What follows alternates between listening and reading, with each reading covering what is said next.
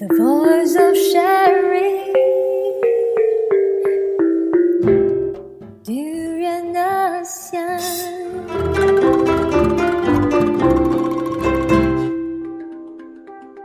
Hello, welcome back. This is Arlene, and of course, you are still with me on Durian ASEAN's discussion today, the Durian Heat, where we discuss critical issues in Southeast Asia.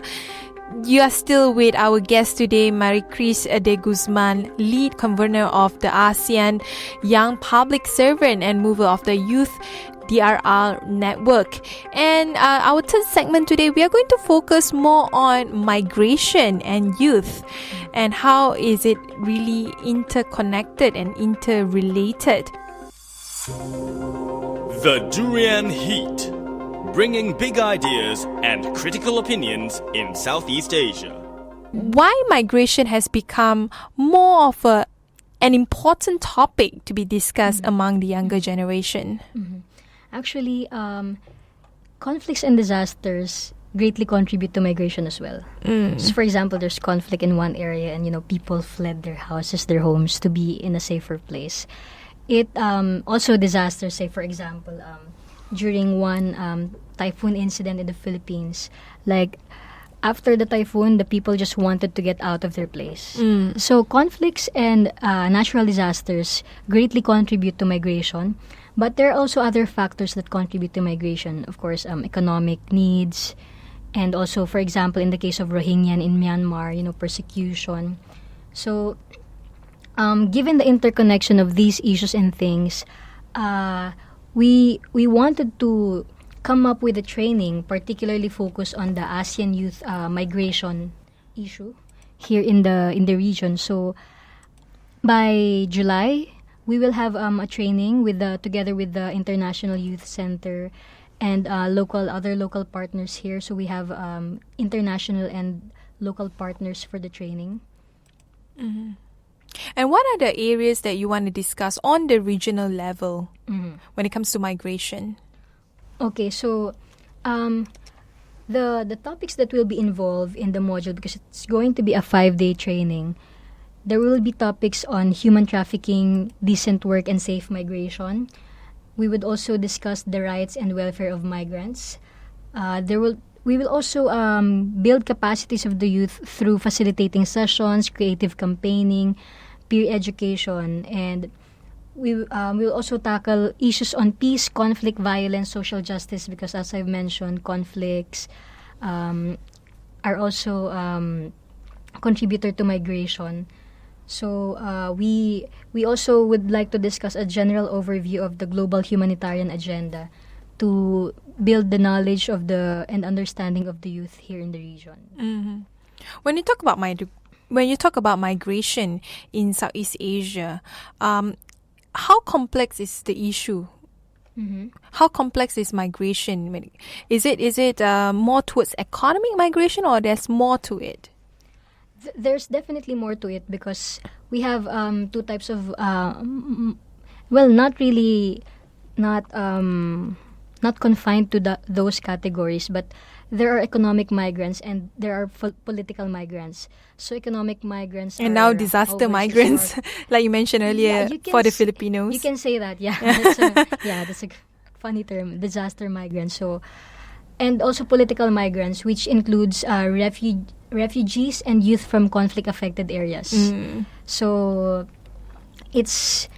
there's a lot of intersectionality among these issues. So it's really like a complex problem, a huge problem affecting social, economic, and the political environment we are in, especially in the region. Right now, do you think ASEAN leaders are addressing the issue holistically, or do you think there's still a lot of loopholes that has not yet been addressed? I think considering the ASEAN integration and ASEAN community, I think the region is still in the process of coming up with a stronger connection with each other and coming up with better policies to address the regional issues, particular here. But I think I also think that the region has been active in global processes such as the the Sendai framework last year, which is about during the Sendai conference, they came up with another framework for disaster risk reduction and management and governance for countries to implement. And also, ASEAN countries are also active in, let's say, the Paris Convention that tackled climate change issue. Also, the Sustainable Development Goals right now. So I think the ASEAN countries are doing its share.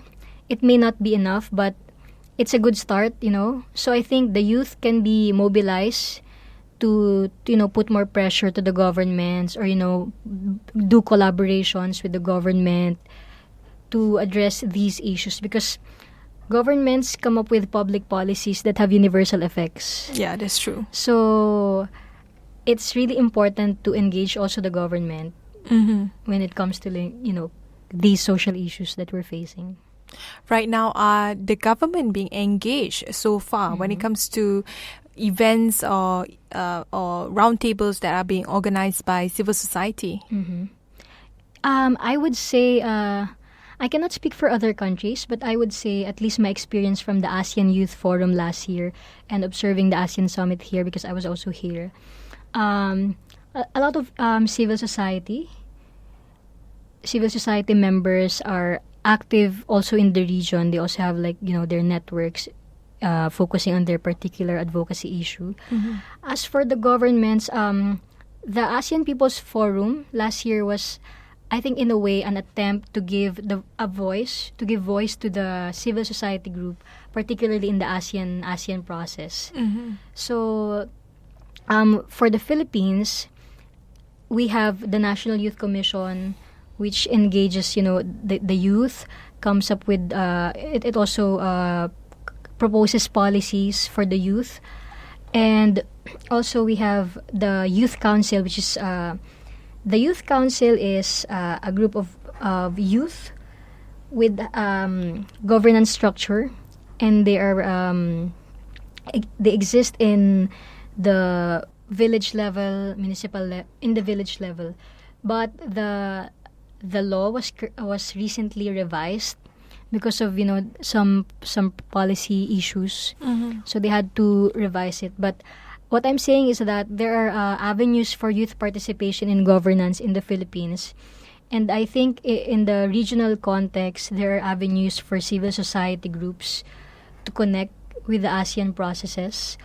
Although I think because there are 3 pillars of ASEAN, right? Like economic, political, security. The 3 and pillars. Social. Yeah. Part of the reason why we've also established the ASEAN Young Public Servants is to focus on the political issues that are not usually discussed, particularly in other areas that are somehow closed. That's or don't really engage. Sensitive in this case. Yes. I don't know how to phrase it, but closed, systems maybe. If I can put it that way. So, yeah. But, when it comes to migration, it has a lot of impact to Southeast Asia if it's not being addressed properly and in a way that is holistic. What are the costs for Southeast Asia when it comes to migration, and how can we reduce the costs? Okay, so as I've mentioned earlier, there are 2 types, like economic migrants and political migrants, and then maybe let's add disaster migrants. So clearly for the disaster migrants, it's caused by disasters and natural hazards that displaced people, whether internally or they migrate outside. For the political migrants, these are conflict affected areas. So for example, just to contextualize or give an example, in the Philippines, in the southern part, we have some secessionist group, rebel groups, and there's conflict, and we also have insurgency. So these are internal conflicts, and they make the environment dangerous for people, so they have to fled to other safer areas.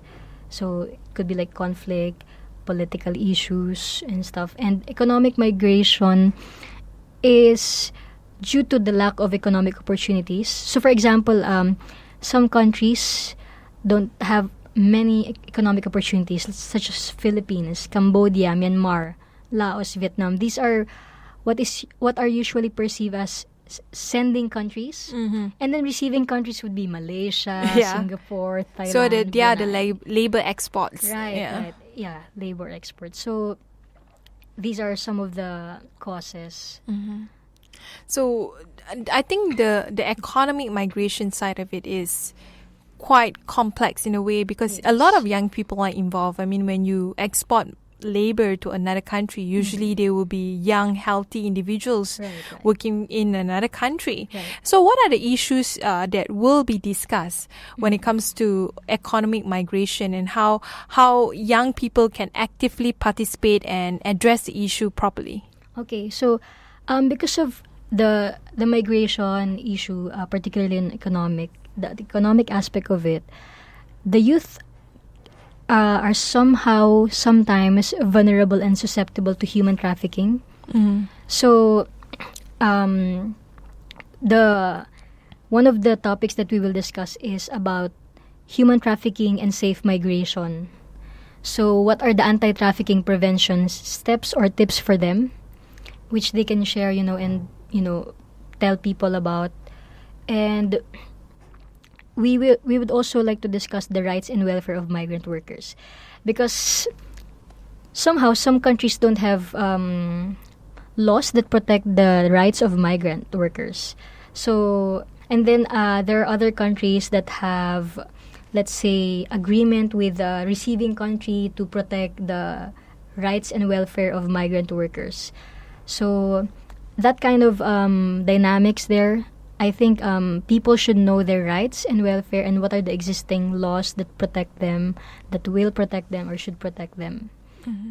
So there's a lot of issues from there on, especially human trafficking. Anyway, before we end the show, perhaps you can give a summary of how people can participate with, or young people can participate with the migration event, and also on the previous event on DRR, as well as the World Humanitarian Summit. Okay, so maybe for the training on migration, it's going to happen from July 30 to August 3, 2016. And the tentative venue is in the International Youth Center here in Malaysia. So, as long as you are a citizen of the ASEAN member state, you belong to the sector that's the sector of discussion such as migrant youth, indigenous youth, rural youth, urban youth, or youth with disabilities. And you can fairly speak English well. You can fairly speak English with a viable project proposal for the community, because it's a project-based type of training, so the people don't just learn and then the learning stops there. But more importantly, there should be an outcome, so we encourage them to come up with community projects. For the World Humanitarian Summit, it's going to happen in Istanbul, Turkey, from May 23 to 24, 2016.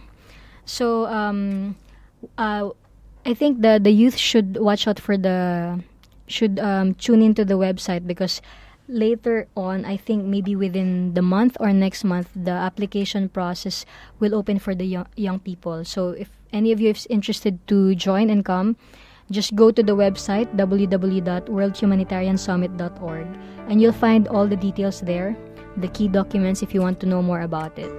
With that, thank you very much, Marikris. Thank you. You're now listening to Durian ASEAN, the voice of discovery and sharing.